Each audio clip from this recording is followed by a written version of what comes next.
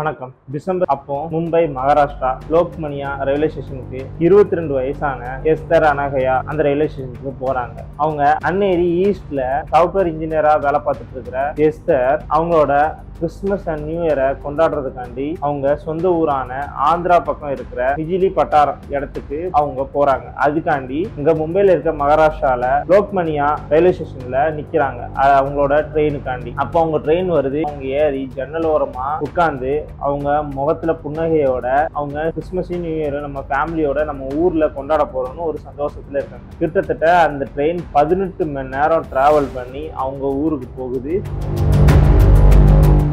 ஆனா அவங்க 18 மணி நேரமும் டயர்டா ஆகாம ரொம்ப சந்தோஷமா அந்த நல்ல நாளை பத்தி யோசிச்சுக்கிட்டே இருக்காங்க. அதே மாதிரி அவங்க போய் ரீச் ஆறாங்க. ரீச் ஆயிட்டு கிட்டத்தட்ட 2 வாரத்துக்கு அவங்க ஃபேமிலியோட சந்தோஷமா கிறிஸ்துமஸையும் நியூ இயரையும் ரொம்ப கொண்டாடுறாங்க. மூவி, தியேட்டர், அவங்க ஃபேமிலியோட ஃப்ரெண்ட்ஸ் நேர்ல போய் மீட் பண்றது ரொம்ப ஹாப்பியா அந்த 2 வாரமும் லீவை ரொம்ப என்ஜாய் பண்ணிட்டு கரெக்டா ஜனவரி 1ஆம் தேதி திரும்ப போறதுக்காண்டி அந்த ரயில்வே ஸ்டேஷனுக்கு போறாங்க. அப்போ உங்களுக்கு மனசே இல்லாம நாங்க போயிட்டு வரேன் அப்படின்னு மாதிரி சொல்றாங்க. ஆனா அதுக்கப்புறம் அவங்களுக்கு நடந்த விஷயத்த கேட்கும் போது பொண்ணுங்க இந்த மாதிரி விஷயத்துல நான் ரொம்ப ஜாக்கிரதையா இருக்கணும் அப்படின்னு இந்த வீடியோவோட எண்டுல உங்களுக்கு புரியும். ஸோ இந்த வீடியோ முக்கியமா பொண்ணுங்க மறக்காம பாருங்க. நான் தான் உங்கள் விஸ்வா.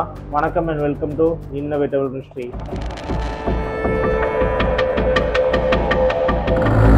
கரெக்டா ஜனவரி 1 அப்போ அவங்க ட்ரெயின் ஏறுறாங்க. ஏறி அடுத்த நாள் காலையில, அதாவது ஜனவரி 5 மார்னிங் போல அவங்க அப்பா கால் பண்றாங்க. கால் பண்ணி நம்ம புள்ள போய் சேர்ந்துட்டாளா, அவங்க ஹாஸ்டலுக்கோ இல்லைன்னா ஆஃபீஸ்க்கு போயிட்டாளா அப்படின்னு கால் பண்றாங்க இன்ஃபர்மேஷன் தெரிஞ்சுக்கிறக்காண்டி. ஆனா அவங்க போன் வந்து சுவிச் ஆஃப்ல இருந்திருக்குன்னு வருது. ஸோ இவங்க அப்பா என்ன நினைக்கிறாங்க, நம்ம நைட்டு தான் கால் பண்ணி பேசியிருக்கோம். ஸோ இப்போ போன் வந்து சுவிச் ஆஃப் ஆயிருக்கலாம், மேபி கொஞ்ச நேரம் கழிச்சு கால் பண்ணலாம் அப்படின்னு அவங்க அப்பா யோசிக்கிறாங்க. ஸோ அதுக்கப்புறம் மதியம் போல கால் பண்றாங்க. அப்பவும் சுவிச் ஆஃப்னு வருது. ஸோ இதுக்கப்புறம் தான் அவங்க அப்பா பதட்டம் அடைகிறாங்க. இதுக்கப்புறம் சரி நம்ம அன்னேரி ஈஸ்ட்ல இருக்கிற லேடிஸ் ஹாஸ்டலுக்கு கால் பண்ணி கேட்போம் அப்படின்னு சொல்லி அவங்க கால் பண்றாங்க. அங்க இருந்த வார்டன் வந்து எஸ்தர் வந்து இன்னும் ஹாஸ்டலுக்கு வரலையே அப்படின்னு சொல்றாங்க. எந்த பதில பெத்த அப்பா அம்மா கேட்க கூடாதோ அந்த வார்த்தையை கேட்கறாங்க. இதை கேட்ட உடனே அவங்க அப்பாவுக்கு பதட்டம் அடையுது. என்ன மேடம் சொல்றீங்க அப்படின்னு கேட்கறாங்க. அதுக்கு பதட்டமாகாதீங்க, நேரடியா அவங்க ஹாஸ்டலுக்கு வராம ஆபீஸ்க்கு போயிருக்காங்க, நான் ஆபீஸ்க்கு கால் பண்ணிட்டு அவங்க லைனுக்கு வரேன் அப்படின்னு சொல்லி காலை கட் பண்றாங்க. கொஞ்ச நேரம் கழிச்சு திரும்ப ஒரு கால் வருது. வார்டன் வந்து என்ன சொல்றாங்க, ஆபீஸுக்கும்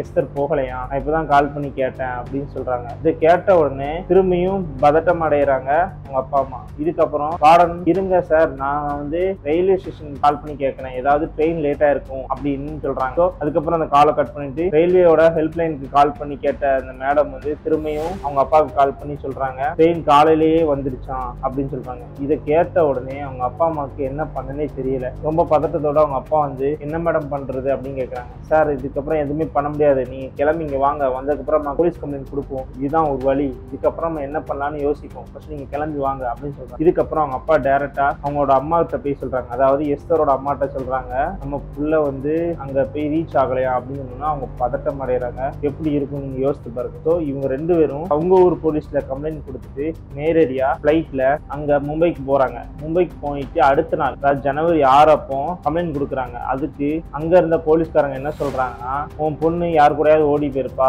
பாய் ஃப்ரெண்டு கூட போயிருப்பா அப்படின்னு எப்பவும் போல ஒரு பொண்ணு காணாம போயிட்டா அப்படின்னா போலீஸ்காரங்க என்ன சொல்லுவாங்க அதே டைலாக் சொல்றாங்க. திரும்பியும் ப்ரெஷர் பண்றாங்க, என் பொண்ணு அப்படி பண்ண மாட்டா, அப்படிப்பட்ட பொண்ணு கிடையாதுன்னு சொன்னாலுமே போலீஸ்காரங்க எந்த ரெஸ்பான்ஸும் பண்ணல. திருப்பி 2 நாளைக்கு அப்புறம் தான் அவங்க பேரண்ட்ஸ்க்கு புரியுது போலீஸ்காரங்க எந்த ஸ்டெப்புமே எடுக்கல அப்படின்னு தெரிய வருது. ஸோ ஆபீஸோட மேனேஜ்மெண்ட்டும் ஹாஸ்டலோட மேனேஜ்மெண்ட்டும் சேர்ந்து மேலதிகாரிகளுக்கு புகார் அனுப்பிக்கிறாங்க. அதுக்கப்புறம் தான் அந்த கேஸை ஃபர்தரா மூவ் பண்றாங்க. அப்போ இருக்கிற எல்லாத்தையும் விசாரிக்கிறாங்க. நேரடியா அந்த ரயில்வே ஸ்டேஷன்ல போயிட்டு அங்க இருந்த ஸ்டாஃப், துப்புரவு பணியாளர் அப்படின்னு எல்லாத்தையும் விசாரிக்கிறாங்க. ஆனா எந்த ரெஸ்பான்ஸுமே இல்ல. ஸோ அதுக்கப்புறம் சிசிடிவி கேமரா எல்லாத்தையுமே பார்ப்போம் அப்படின்னு பாக்குறாங்க. அதுல ஒருத்தன் சந்தேகப்படுற மாதிரி ஒருத்தன் இருந்திருக்கான். எதனாலனா அவன் தான் கரெக்டா வெயிட் பண்ணி அந்த பொண்ணு வந்ததுக்கப்புறம் அவன்கிட்ட பேசிட்டு அவன் கூட கூட்டு, அதாவது சூட் கேஸ அவன் எடுத்துட்டு போறான். அதுக்கு பின்னாடி எஸ்தர் போற மாதிரி ஒரு காட்சி அமையுது. ஸோ இதை பார்த்தோன்னா போலீஸ்காரங்க நான் தான் சொன்னேன்ல உங்க பொண்ணு ஓடி போயிருப்பா அப்படின்னு ரொம்ப மெத்தனமா இருக்காங்க. ஸோ இதுக்கப்புறம் அவன் என்ன பண்ணான் அப்படின்னு சொல்லி விசாரிக்கிறக்காண்டி அடுத்த சிசிடிவி கேமரா பார்க்கும்போது அவன் காலையிலே வந்து வெளியே ஒரு பைக்கு கிட்ட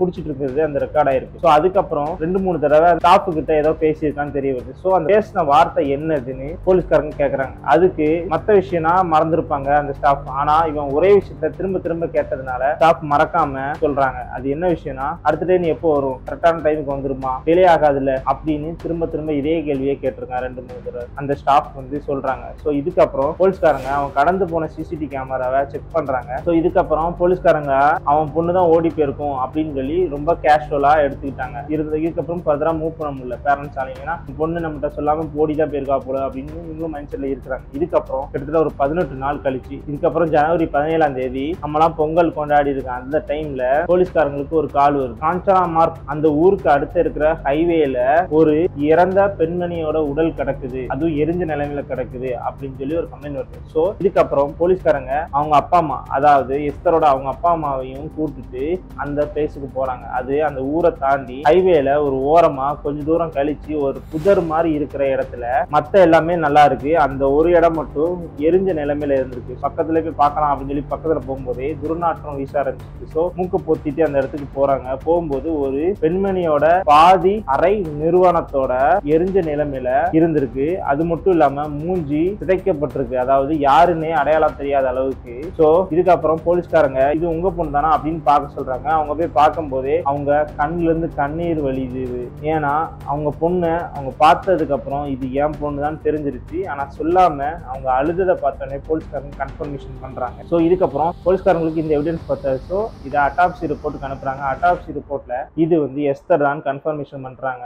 அது மட்டும் இல்லாம இவளுக்கு ரேப் பண்ணி இறந்திருக்கா, கழுத்தை நெரிச்சிருக்காங்க அப்படின்னு ரிப்போர்ட் வருது. சோ இதுக்கப்புறம் அந்த நபரை தேடலாம் அப்படின்னு சொல்லிட்டு அந்த சிசிடிவி கேமராவை செக் பண்றாங்க. அவன் அந்த ரயில்வே ஸ்டேஷன்ல இருந்து எப்படி போயிருக்கான் அப்படின்னு அடுத்த ஸ்டேஷனுக்கு தேடுறாங்க.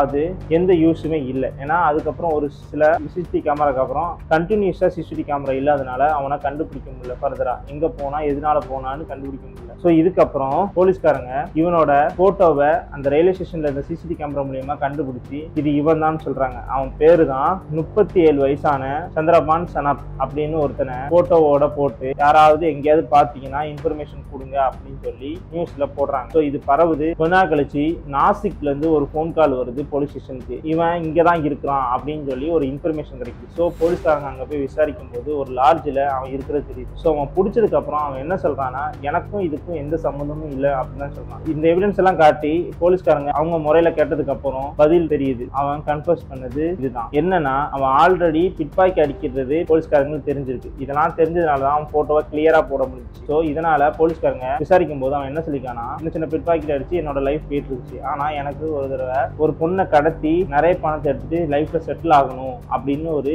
எண்ணம் இருந்திருக்கு. ஸோ இதனால ஜனவரி 5ஆம் தேதி அந்த லோக்மனியா ரயில்வே ஸ்டேஷனுக்கு போயிருக்கான். இங்க இருந்து ஒரு மீட்டிங்கை கடத்திட்டு போயிட்டு அவன்கிட்ட இருந்து பணத்தை அடிச்சுட்டு போவோம் அப்படின்னு பிளான்ல இருக்கான்.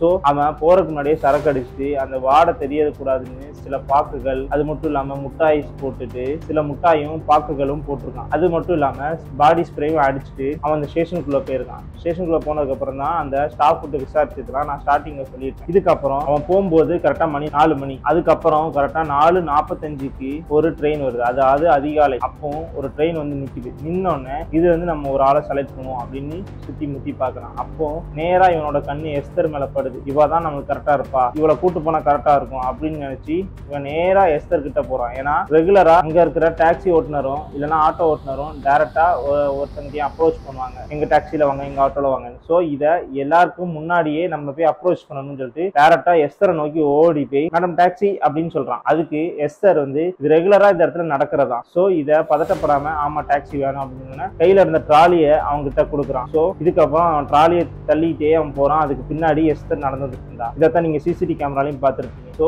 இதுக்கப்புறம் நேரா வெளியே போறான், அதாவது பார்க்கிங் லாட்டுக்கு போறான். பார்க்கிங் லாட்டு போனோம்னா அந்த ட்ராலி எடுத்து ஒரு பைக்ல வைக்கிறது தெரிஞ்சிருந்தேன். இவா ஷாக் ஆகுறா, என்ன பைக்ல வைக்கிறீங்க அப்படின்னு கேள்வி கேட்கும்போது, மேடம் எங்ககிட்ட டாக்ஸி இல்லை மேடம், நான் வந்து ரொம்ப கஷ்டப்பட்ட ஃபேமிலி மேடம், நான் வந்து டியூல வாங்கி தான் இந்த பைக்கை ஓட்டுறேன் மேடம், சின்ன சின்ன இந்த மாதிரி சவாரி ஓட்டி நான் உழப்ப ஓட்டிட்டு இருக்கேன் மேடம், நீங்க பாதி காசு தந்தா போதும் மேடம் அப்படின்னு ரொம்ப பாவமாகவும் ஒரு நல்ல மாதிரியும் இந்த மாதிரி பேசியிருக்கான். எஸ்தர் வந்து கொஞ்சம் பயந்ததுனால எனக்கு இதெல்லாம் வேண்டாம், நான் கிளம்புறேன், நான் வேற டாக்ஸி பார்த்துக்கிட்டேன் அப்படின்னு சொல்றான். அதுக்கு மேடம் மேடம் நீங்க பாதி காசு தந்தா போடும் மேடம், நான் ரொம்ப கஷ்டப்பட்டேன் மேடம் அப்படின்னு ரொம்ப ஏழ்மையா சொல்றான். இதை கேட்ட உடனே அவளோட மனம் இறங்கி, அதாவது எஸ்தரோட மனம் இறங்கி சரி அப்படின்னு சொல்றான். இவ பின்னாடி உட்கார்ந்ததுக்கு அப்புறம் ஸ்டார்ட் பண்ணி கொஞ்ச தூரம் போறான். எவ்வளவு பிரைஸ் ஆகும் அப்படின்னு கேட்கறான். அதுக்கு அவன் எங்க போகணும் மேடம் அப்படின்னு கேட்கறான். அதுக்கு அவ அந்தேரி வெஸ்ட்டுக்கு போகணும் அப்படின்னு சொல்றான். அதுக்கு அவன் மேடம் நீங்க ஒரு 300 ரூபா இருந்தா போதும் மேடம், எனக்கு அது போதும் மேடம் அப்படின்னு சொல்றான். இது இவளுக்கு கன்வின்சிங்கா தான் இருந்திருக்கு. ஸோ இவன் பாவப்பட்டவன், சரி இது நமக்கு பிரைஸும் நமக்கு ரீசனபிளா இருக்கு அப்படின்னு சொல்லி அவன் ஓகே சொல்றான். இதுக்கப்புறம் ஸ்டார்ட் பண்ணிட்டு கொஞ்ச தூரம் போறான். கொஞ்ச தூரம் போனதுக்கு அப்புறம் இது அந்தேரி போற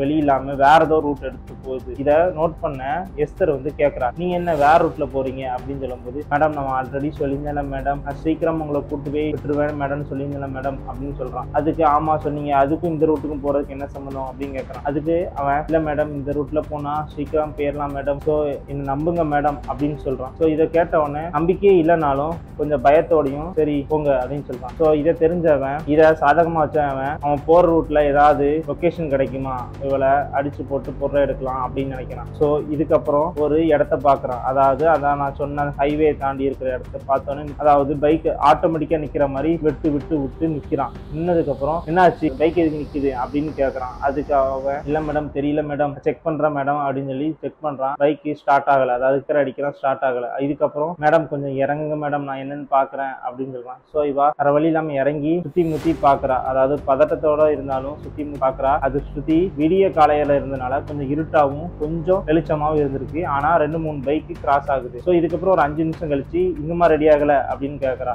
அவன் வந்து மேடம் இருங்க மேடம் ஒரு 5 நிமிஷம் மேடம், அதுக்குள்ள ரெடி ஆயிரும் நம்ம பைக்ல கிளம்பிடலாம் அப்படின்னு சொல்றான். இதுக்கப்புறமும் பயத்துல சுத்தி பாக்குறா. அப்போ அதை சுத்தி பார்த்துட்டு இருக்கிறத நோட் பண்ண அவனோட முழங்கையை எடுத்து அவன் கழுத்தை நெரிச்சிட்டு பின்னாடி எழுத்து அந்த புதருக்கு கிட்ட கூட்டு போறான். புதருக்கு கிட்ட கூட்டு போயிட்டு அவளை கீழே தள்ளிட்டு அவன் நொடிக்கு, அதாவது அவ என்ன நடக்குதுன்னு யோசிக்கிறதுக்குள்ளேயே முகத்துல பாக்ஸிங் பண்ண மாதிரி சரமாரியா குத்திக்கிட்டே இருக்கிறான். குத்திக்கிட்டே இருக்கும்போது அவளுக்கு ரத்தம் வடியுது. இருந்தாலும் அவன் எடுத்து தப்பிச்சு போகலாம் அப்படின்னு நினைக்கிறான். ஆனாலும் இவன் கையில கிடைக்கிற கல் எடுத்து அவன் மண்டையிலே அடி நடிக்கிறான். அப்ப பாதி ரத்த வலிஞ்ச நிலையில கொஞ்சமா யோசிக்கிற, அதாவது கொஞ்சமா மைண்ட் ஃப்ரீயா இருக்கிற டைம்ல யோசித்து பாக்குறா. இவனுக்கா இறக்க போட்டோம் அந்த மாதிரி யோசிக்கிற நிலைமையிலேயே அவளோட டயர்னஸ் ஃபீல் பண்ணி அவ ரொம்ப டயர்ட் ஆயிட்டா. இதை தெரிஞ்சவன் டயர்னஸ் ஃபீல் ஆகி அவ மயங்கிட்டா. இதுக்கப்புறம் அவ வந்து அவளை ஆசை தீர அனுபவிச்சுக்கிட்டு அவட்ட இருந்த பர்ஸு, போனு, பேகு, லேப்டாப்பு, கழுத்துல கிடந்த செயின் எல்லாத்தையுமே எடுத்துட்டு அவ துப்பாட்டாவை வச்சு அவ கழுத்தை நெரிக்கிறான். அப்போ